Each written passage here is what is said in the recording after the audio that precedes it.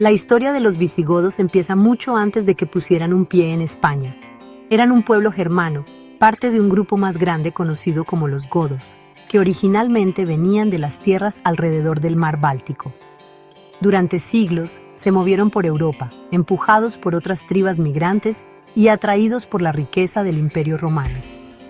A finales del siglo IV se habían asentado cerca de las fronteras del imperio, a veces como aliados, a veces como enemigos. Su relación con Roma era complicada, una mezcla de admiración por la cultura romana y un deseo de su propio poder y tierra. Este fue un tiempo de grandes cambios, ya que el alguna vez poderoso Imperio Romano de Occidente estaba empezando a desmoronarse lentamente bajo su propio peso y las constantes presiones externas. Un famoso líder visigodo llamado Alarico I mostró al mundo cuánto poder tenía ahora su gente. En el año 410, condujo a sus guerreros al corazón mismo del imperio y saqueó la ciudad de Roma. Este evento causó conmoción en todo el mundo romano. Fue una señal clara de que el viejo orden estaba fallando. Después de la muerte de Alarico, su sucesor, un rey llamado Ataulfo, llevó a los visigodos hacia el oeste. Se trasladaron al sur de la Galia, que es la actual Francia, con el permiso del emperador romano. Ya no eran solo invasores. Se estaban convirtiendo en una fuerza política con la que los romanos tenían que negociar, un grupo poderoso buscando un hogar permanente. Mientras los visigodos se establecían en la Galia, la provincia romana de Hispania, la actual España y Portugal, ya estaba en agitación. Alrededor del año 409, otras tribus germánicas, incluyendo los suevos, los vándalos y los alanos, habían cruzado los Pirineos y habían comenzado a establecer territorios para sí mismos. El gobierno romano, ahora demasiado débil para enviar sus propios ejércitos, hizo un trato con los visigodos.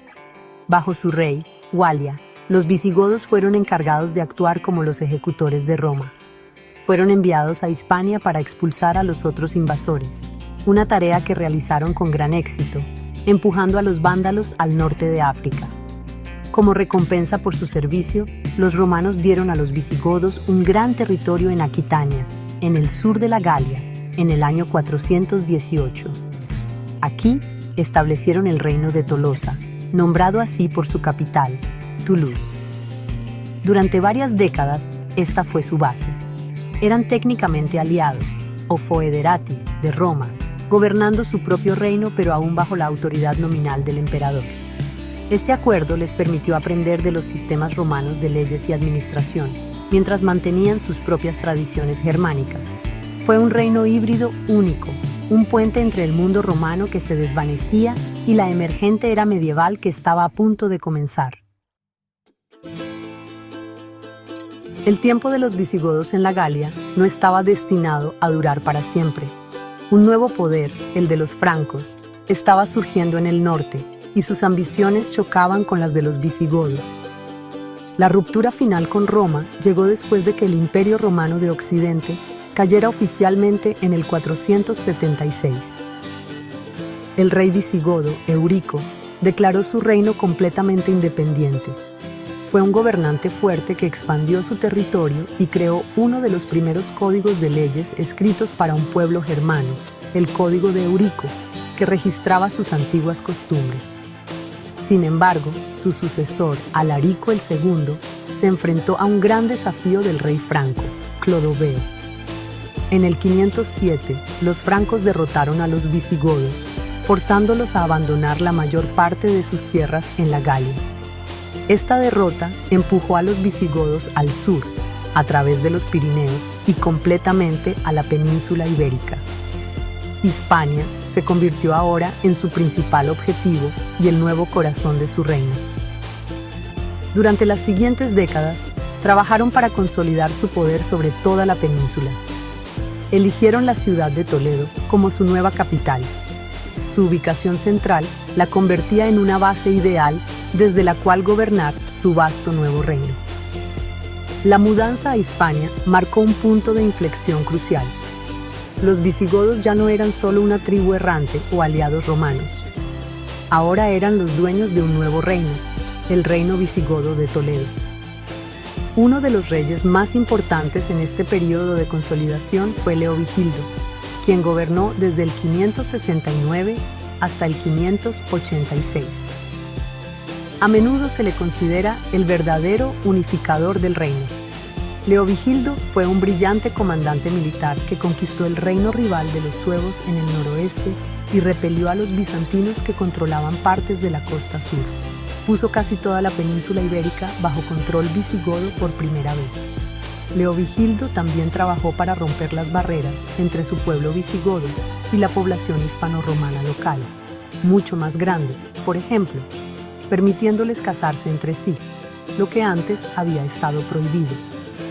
A pesar de sus éxitos, Leovigildo se enfrentó a un gran obstáculo para la verdadera unidad, la religión.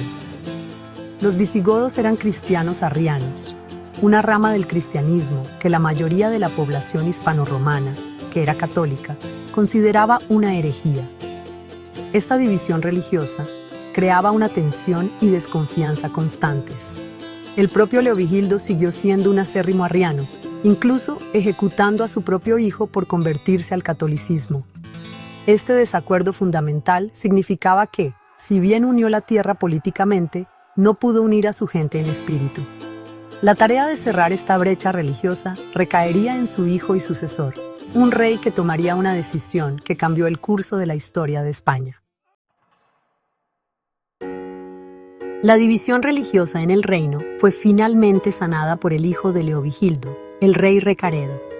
Poco después de asumir el trono en el 586, Recaredo tomó una decisión trascendental. Eligió abandonar el arrianismo y convertirse al catolicismo, la fe de sus súbditos hispano-romanos. En el 589 hizo oficial su conversión en una gran asamblea de obispos y nobles conocida como el Tercer Concilio de Toledo. En este concilio, el catolicismo fue declarado la religión oficial de todo el reino. Este fue un movimiento político magistral. Eliminó la mayor fuente de fricción entre los gobernantes visigodos y la población local, allanando el camino para que surgiera una cultura verdaderamente unificada de los dos grupos. Esta fusión cultural y legal fue una característica definitoria del reino visigodo. El gobierno mismo era una fascinante mezcla de tradiciones germánicas y romanas. La monarquía era electiva, una costumbre germánica donde los poderosos nobles del reino elegirían al siguiente rey después de la muerte del anterior. Esto era muy diferente de la tradición romana de sucesión hereditaria.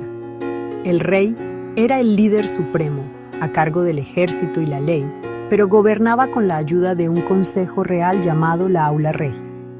Este consejo, compuesto por nobles y altos funcionarios, asesoraba al rey en todos los asuntos importantes, reflejando un sistema de poder compartido.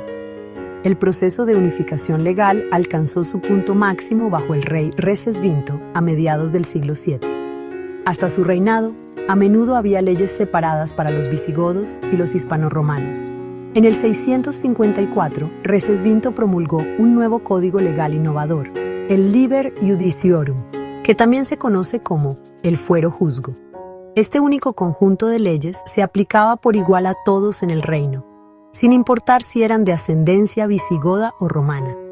Mezclaba elementos del derecho romano con las costumbres visigodas y fue un logro notable para su época, creando una identidad legal común para todos los súbditos de la corona. A través de estas reformas religiosas y legales, una nueva sociedad comenzó a formarse en Hispania. Las líneas entre los conquistadores visigodos y la población romana conquistada comenzaron a desdibujarse. Adoraban en las mismas iglesias, eran juzgados por las mismas leyes y se entremezclaban cada vez más. Nació una cultura hispano-visigoda única, que sentó las bases para los futuros reinos de la España medieval. Este período de unidad y creación cultural fue la edad de oro del reino visigodo, un tiempo en el que parecía haber construido con éxito una nación fuerte y estable sobre las ruinas de la provincia romana.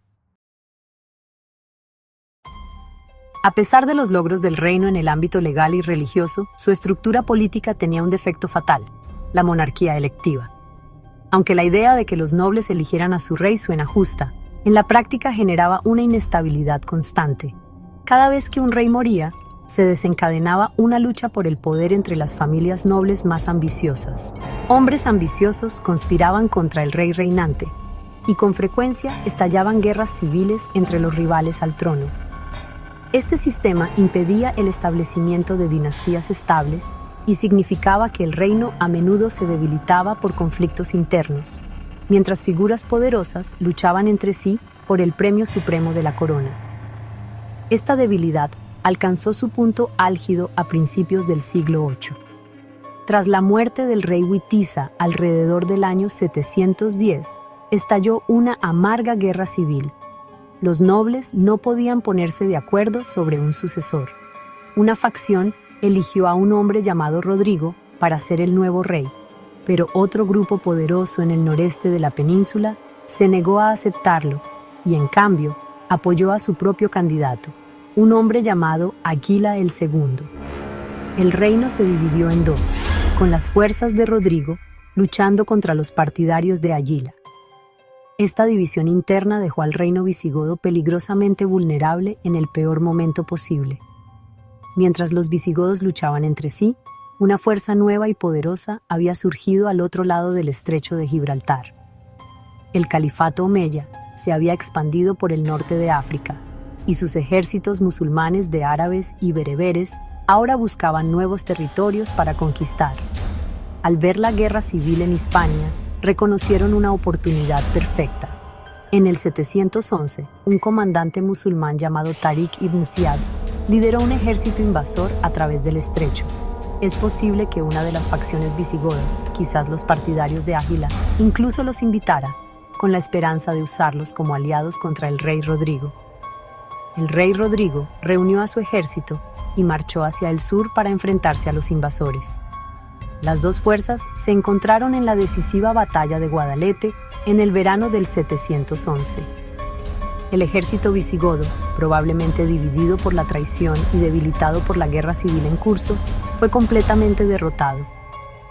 El rey Rodrigo murió en la batalla, y con su muerte, el liderazgo visigodo colapsó. El ejército invasor encontró poca resistencia organizada mientras barría la península, capturando ciudades importantes como Toledo con sorprendente facilidad. En solo unos pocos años, el otrora orgulloso reino visigodo, que había durado 3 siglos, desapareció, reemplazado por el dominio musulmán de Al-Ándalus.